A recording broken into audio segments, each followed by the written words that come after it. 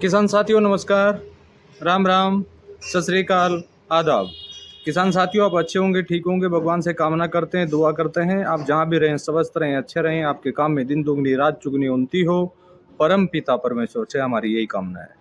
किसान साथियों आज 4 मई 2023 मैं अमित महिला तहसील लोहारू डिस्ट्रिक्ट भिवानी हरियाणा का स्थायी निवासी हूँ। हम हर रोज़ किसी न किसी विषय को लेके आप लोगों के बीच में हाजिर होते हैं। तो आज का हमारा जो विषय है वो कॉटन के ऊपर है, कपास के ऊपर है।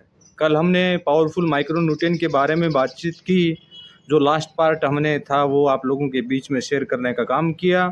उसमें कुछ किसान साथियों ने सवाल हमसे पूछे, जो हमने सामग्रियाँ उसमें बताई थी उसके अलावा और भी सामग्री वो चाहें तो उसमें ऐड कर सकते हैं, बिल्कुल कर सकते हैं, कोई समस्या नहीं है। लेकिन क्वांटिटी जो है उनकी 1 किलो या 2 किलो से ज़्यादा नहीं होनी चाहिए, क्वांटिटी आपको वही रखनी है। जैसे कि कल हमारे एक साथी ने सवाल किया था उसके अंदर मेथी के बारे में। भाई मैम मेथी जो होती है उसको बारीक पीस के वो भी मैं डाल सकता हूँ क्या? उसमें काफ़ी न्यूट्रिएंट उन्होंने बताया था, तो बिल्कुल डाल सकते हैं। और मेथी के ऊपर मैं एक वीडियो भी आप लोगों के बीच में ज़रूर शेयर करूँगा। उस साथी ने काफ़ी विस्तार से हमें मेथी के बारे में बताया कि सर इसके अंदर ये औषधियाँ गुण होते हैं और इसका उपयोग जो अगर क्रॉप्स में किया जाए तो बहुत शानदार परिणाम उसका मिलेगा। तो आप इसके बारे में शायद आपके ध्यान से हो सकता है उतर गया, लेकिन कोई बात नहीं, आप ऐड करना चाहें तो मेथी उसमें 1 किलो आप ऐड कर सकते हैं, बारीक पाउडर उसका करके आप उसके अंदर डाल सकते हैं। तो वो ज़्यादा काम किस में करेगा? हार्मोन्स को बढ़ाने में सबसे ज़्यादा काम करेगा वो। हार्मोन्स, पौधे के हार्मोन्स की संख्या को मात्रा को बढ़ाएगा तो उससे पौधे में ग्रोथ बहुत शानदार आएगी। तो साथियों कॉटन के ऊपर हमने सबसे पहले बातचीत आप लोगों के बीच में किया था कि ज़मीन को कैसे हम तैयार करें, कितना वेस्ट डिकम्पोज 1000-2000 जितना उसके बारे में मैंने आपको बताया था। उसके बाद उसकी बुआई आप कल्टीवेटर की बजाय हाथ से अगर रुपाई आप करवाते हैं बीजों की तो वो बीज 99 से नहीं 100% अंकुरित होगा और कोई बीज निकलेगा नहीं। तो अगर वो उस ढंग से अगर आप करवाते हैं तो उसमें आपको अच्छा बेनिफिट मिलेगा। अब आपने बुआई करवा दी, बुआई के बाद किन चीज़ों का आपको ध्यान रखना है? एक तो सबसे पहले जहाँ पर तेज़ तापमान है, सबसे पहले जहाँ पर तेज़ तापमान है और जो साथी फुहारा से सिंचाई करते हैं, फुहारों से सिंचाई करते हैं, उन साथियों के लिए सबसे बड़ी समस्या है जैसे ही फुहारे चलते हैं उनकी रेत जो है, जो मिट्टी जो है वो पौधे के ऊपर लग जाती है। और पौधे के ऊपर लगने के बाद क्या होता है, दिन के अंदर तापमान तेज़ होता है और उसकी वजह से पौधा ख़त्म हो जाता है। तो उसके लिए क्या उपाय करें वो मैं आपको बताऊंगा। लाल मिट्टी का घोल आप बना लीजिए।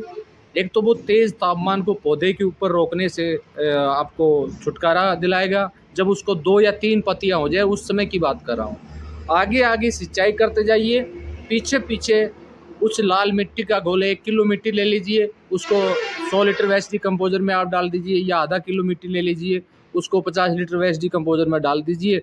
24 से 48 घंटे रखने के बाद प्रति 15 लीटर के पब में आधा लीटर या 1 लीटर डाल के 6-7 लीटर उसमें वेस्ट डिकम्पोजर में ला लो, बाकी पानी मिला के उसका सिंचाई के पीछे पीछे छिड़काव आपको करवाना है। उससे फ़ायदा क्या होगा? उससे बेनिफिट आपको एक तो ये होगा कि आपकी जो क्रॉप्स है वो एक तो तेज़ तापमान के कारण ख़त्म नहीं होगी, पौधा जलेगा नहीं। दूसरा जो मिट्टी उसके ऊपर गिरी है, जिस वजह से जो लास्ट जो पानी गिरता है वहाँ पर मिट्टी चढ़ जाता है उसके ऊपर, वो मिट्टी साफ़ हो जाएगा तो उससे पौधा आपका सुरक्षित रहेगा और इतने में वो ग्रोथ कर लेगा। तो ग्रोथ करने के बाद जब पौधा आपका 15 से 20 दिन के आसपास का हो जाए, उससे पहले सिंचाई आप करते हो तो सिंचाई में तरल वेस्ट डिकम्पोजर आप जितना भी आपकी मर्जी हो उतना जाने दीजिए, जितना आप दे सकते हो उतना आप दीजिए, कोई दिक्कत नहीं है। उसमें फ़ायदा आपको ये होगा कि कोई भी विदाउट डिकम्पोज हुई चीज़ अगर आपके खेत में पड़ी है, कोई भी ना फसलों का अवशेष है या गोबर की खाद इत्यादि आपने डाल के उसमें डाली है, तो वो डिकम्पोज हो जाएगी और पौधे को कुछ ना कुछ ताकत उससे मिलेगी। तो तरल वेस्ट डिकम्पोजर हर पानी के साथ में चलने दीजिए, कोई समस्या नहीं है। जब पौधा 15 से 20 दिन का हो जाए उस समय हमें 3 घोल अवश्य बनाएं। एक तो पावरफुल माइक्रो न्यूट्रिएंट घोल अगर कोई बनाता है तो कोई आवश्यकता नहीं है अन्य किसी घोल बनाने की। अगर पावरफुल माइक्रो न्यूट्रिएंट का घोल नहीं बनाता है कोई किसान साथी तो उसको 3 घोल अवश्य बनाने पड़ेंगे। एक तो बकरी के मैन्योर का हो या घोड़े के मैन्योर का हो या किस भेड़ के मैन्योर का, एक तो वो घोल आपको बनाना है। बनाने का तरीका बिल्कुल सिंपल है। 200 लीटर वेस्ट डिकम्पोजर, उसके अंदर 35 से 40 किलो मैन्योर किसी पोटले में बांध के छोड़ दो। 14 से 15 दिन के बाद उस पोटले को निकाल दो, वो लिक्विड आपका तैयार हो गया। और उसकी मात्रा जो डोज आपको रखनी है वो उस क्रॉप्स के अंदर 5% प्रति 1 एकड़ रखनी है। यानी 15 लीटर का स्प्रे का पंप अगर आपके पास है तो उसमें 1 लीटर ही आपको वो डालना है। दूसरा घोल पानी के साथ अगर आप चलाना चाहते हो तो 30 से 40% यानी 40 लीटर तक आप चला सकते हो, कोई समस्या नहीं है। दूसरा घोल पत्थरों का, डिफिन विभिन्न प्रकार के पत्थर, कोई रोड से उठा लिया, कोई रेलवे ट्रैक से उठा लिया, कोई अन्य जगह से उठा लिया। अगर आपके नज़दीक कोई संगमरमर कटिंग की अगर कोई दुकानें हों जहाँ पर संगमरमर की कटाई की जाती है, जहाँ पर काटा जाता है, वहाँ पर काफ़ी मात्रा में पाउडर निकलता है, सफ़ेद पाउडर, तरह तरह का पाउडर निकलता है। वो पाउडर भी आप ला सकते हो, 20, 25, 30, 40 किलो पाउडर आप वहाँ से उठा लाइए। उसका कोई पैसा नहीं लगेगा और उसका एक लिक्विड सॉल्यूशन आप उस पत्थर के घोल के साथ में तैयार कर लो। आप वो तैयार कर लोगे, पत्थर के घोल के साथ में तैयार कर लो। लेकिन पत्थर का घोल अगर बनाते हो 200 लीटर में बनाते हो तो 30 से 35 किलो पत्थर डाल दिए, 6 से 7 किलो आपने वो पाउडर डाल दिया। उसके बाद उसमें 4 से 5 किलो चूना अवश्य डालिए। चूना बिल्कुल अवश्य आपको डालना है, इस बात का ध्यान रखना है, क्योंकि कॉटन को कैल्शियम की बहुत ज़्यादा आवश्यकता पड़ती है। और उस समय तो पड़ती है जब ज़्यादा बरसात होती है, उस समय तो कैल्शियम की डेफिशिएंसी नेचुरल आती है, यानी चाहे कितना भी पहले दिया हो या ना दिया हो, लेकिन उस समय अवश्य आती है। तो उसके अंदर चूना आपको 5 केजी अवश्य ऐड करना 200 लीटर वेस्ट डिकम्पोजर का, जो पत्थरों का घोल बनाते हो आप उसमें।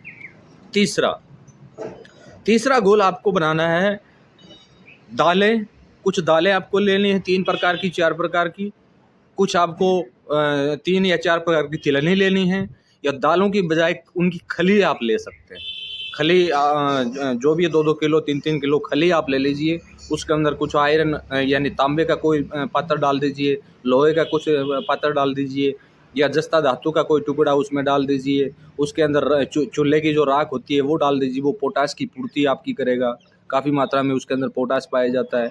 और वैसे भी दालों के माइक्रोन्यूट्रिएंट के घोल के अंदर पोटाश की जो उपलब्धता है वो बहुत अच्छी है। उस रिपोर्ट भी मैंने एक वीडियो के माध्यम से आप लोगों के बीच में शेयर की हुई है, आपने देखा नहीं देखा मेरे को पता नहीं।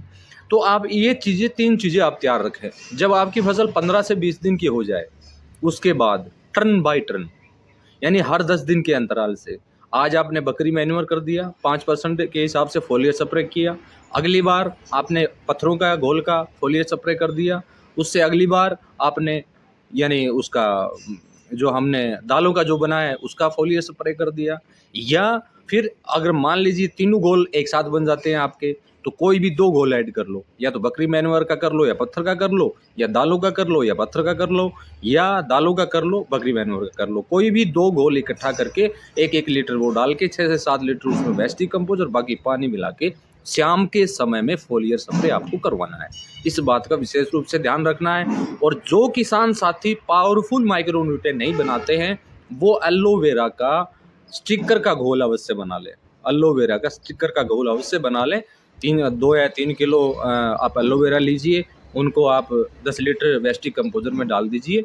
चिपचिपा घोल जिसे हम बोलते हैं, वो प्रति 15 लीटर के स्प्रे के पंप में आपको 10 से 20 ml डालना है। उससे बेनिफिट ये होगा, जो भी फोलियर स्प्रे आप करेंगे उस फोलियर स्प्रे का जो भी पत्ते पर पड़ेगी तो वो पत्ते पर चिपक जाएगी, पत्ता उसको आसानी से ग्रहण करेगा और उसके अंदर ग्रोथ होगी। तो ये चीज़ें, वीडियो ज़्यादा लंबा हो जाएगा, अगला पार्ट हम इसके बाद बनाएंगे।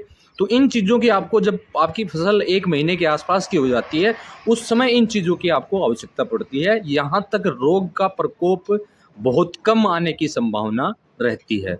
अगर फिर भी रोग का प्रकोप अगर आता है तो ओनली टू ओनली आप नीम ऑयल या नीम की निमोलिका कीटनाशक या 10 परनियक ये आप तैयार रखें।